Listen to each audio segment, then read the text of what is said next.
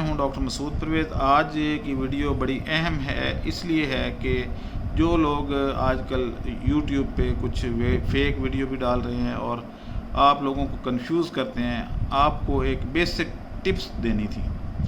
पहली बात तो ये है कि क्योंकि आजकल बड़ा चर्चा है कि जी डीसी कंप्रेसर लगा लें उसमें, एयर कंडीशनर में, फ्रिज में, तो आप जो है वो बहुत कम बिल आएगा। और इस तरीके से आ सकता है, एक किसी हद तक ठीक भी है, लेकिन ये लोग कर क्या रहे हैं?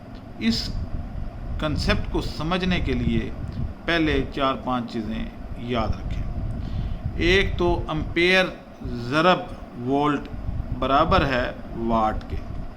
अगर आप एम्पेयर जितने आ रहे हैं आपके मीटर पे, उसको जितने वोल्ट की करंट जा रही है उससे ज़रब देंगे तो आपके वाट आ जाएंगे, यानी एम्पेयर ज़रब वोल्ट।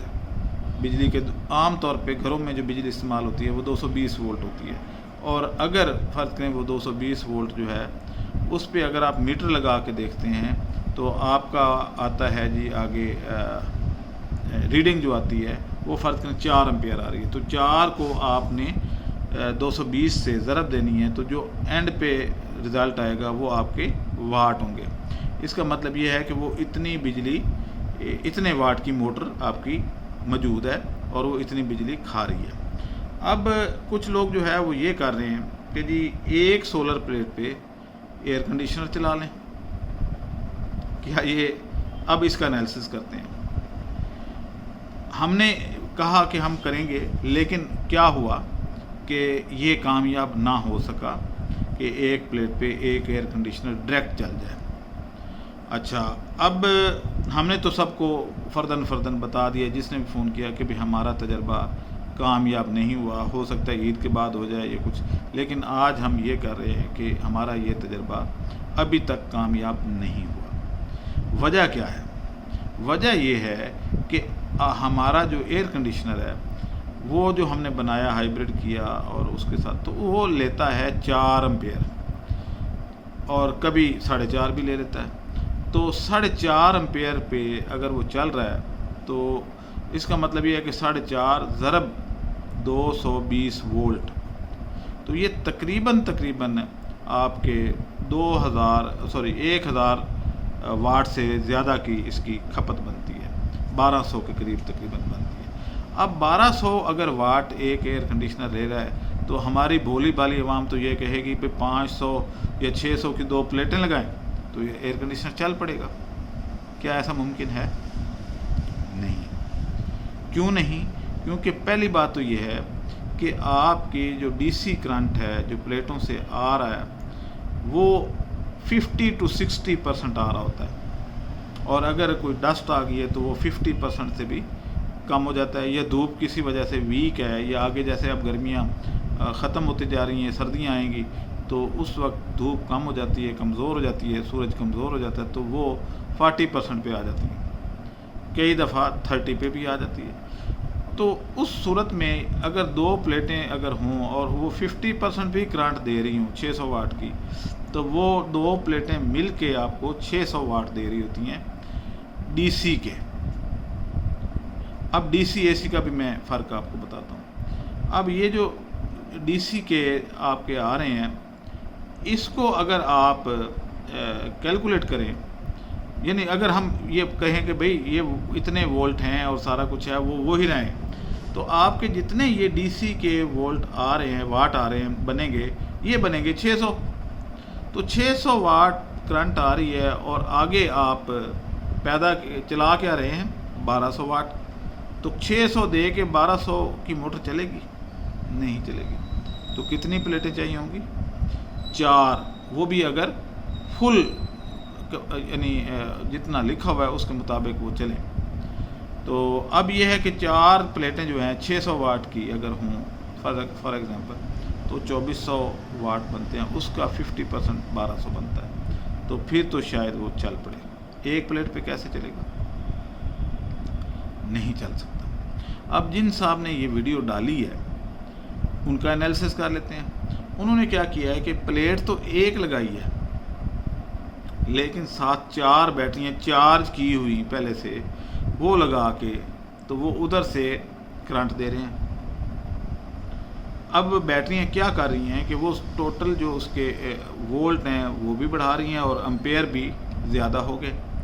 तो असल तो वो बैटरियाँ चला रही हैं, और बैटरियों की अगर कॉस्ट देखी जाए तो एक बैटरी 22,000 की है, तो तकरीबन 90,000 की तो बैटरियाँ लगा दी और बाकी वो 50-60 हज़ार की प्लेट साथ लगा देते हैं। तो 1.5 लाख और बाकी एसी डाल के तो वो कहते हैं जी कि ये 2 लाख से ऊपर 2,20,000 का पैकेज दे देते हैं। तो फिर फ़ायदा क्या हुआ? इस तरीके से तो पहले ही इन्वर्टर ऐसी मौजूद है जो 1,70,000 का 1 टन का चल रहा है। तो ये फेक है। मैंने आपको लॉजिक से बता दिया है कि इस तरीके से नहीं हो सकता। अब ये जो डीसी कंप्रेसर आए हैं कि क्या ये वाकई ही डीसी करंट लेते हैं और डीसी करंट पे चलते हैं? नहीं, डीसी करंट से एक किट लगती है जो उसको डीसी से एसी में कन्वर्ट करती है, और उस एसी करंट से वो 3 फेज़ मोटर चलती है। यानी ये जो BLDC कंप्रेसर होते हैं ये बेसिकली 3 फेज़ होते हैं। ऐसा नहीं है कि ठंडा गर्म मिलाया और वो चल पड़ी, ऐसा नहीं होता। तो ये 3 फेज़ जो मोटर है ये एसी करंट पे चल रही है। वो जो किट लगी है, ये कार्ड लगता है, वो आपकी सोलर की डीसी करंट को एसी करंट में कन्वर्ट करती है। अब इनकी जो है ताकत का वो भी ज़रा मुआवजा कर लेते हैं। अगर आप एसी करंट पे चला रहे हैं कोई चीज़ मोटर, तो वो अगर 4 एम्पेयर ले रही है तो हो सकता है डीसी करंट जो है उससे उस पे वो 80 या 90 एम्पेयर ले रही हो।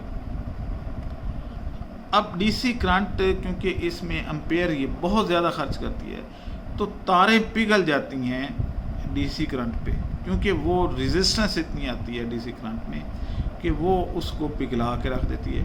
कारों में डीसी मोटरें लगी होती हैं, लेकिन आप देखें कि सेल्फ की मोटर को अगर आप करते हैं तो वो थोड़ी देर के लिए आपने सेल्फ को करना होता है। पावर तो होती है लेकिन वो गर्म हो जाती है। मैंने एक दफ़ा कार बनाई इलेक्ट्रिक, उसमें मैंने ये गलती करी कि मैंने उसके में 12 वोल्ट की डीसी मोटर लगा दी। कार तो चल पड़ी, लेकिन मेरे दफ्तर जो कि स्कीम मोड़ पे है और ठोकर मेरे से तकरीबन 10 किलोमीटर दूर है, तो 10 किलोमीटर में आने जाने में सारी तारें मेल्ट हो गई।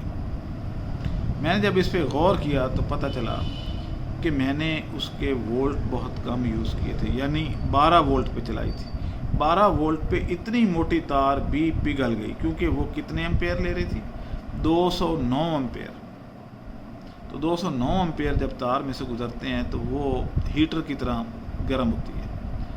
हाँ, इसीलिए जितनी कारें बनती हैं इलेक्ट्रिक या दूसरी, तो उसमें वो आम तौर पे 80 से लेके इससे ऊपर वोल्ट यूज़ करते हैं।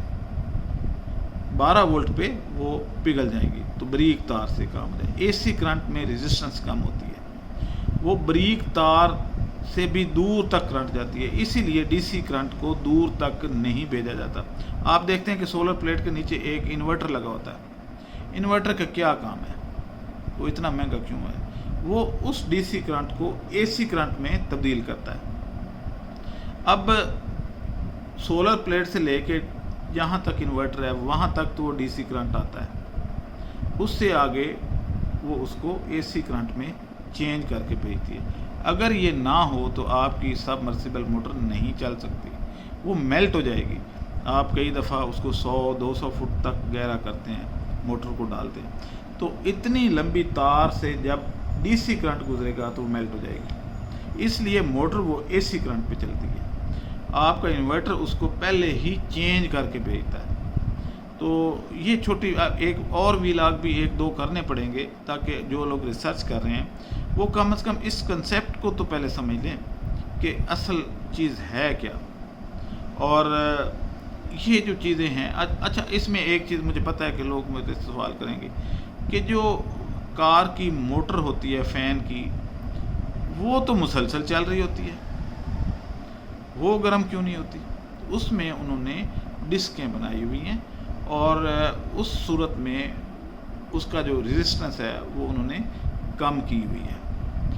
जो ब्रशलेस है इसमें भी रेजिस्टेंस साल 2 के कम। जो कार्बन वाली मोटरें हैं वो जल्दी घिस जाती थी, आपको याद होगा क्यों, तो वो इस वजह से इन्होंने अब ये BLDC बनाई। लेकिन वो क्योंकि फासला बहुत कम होता है और जो तार जा रही होती है पंखे को, वो आप देखेंगे बहुत मोटी डाली होती है,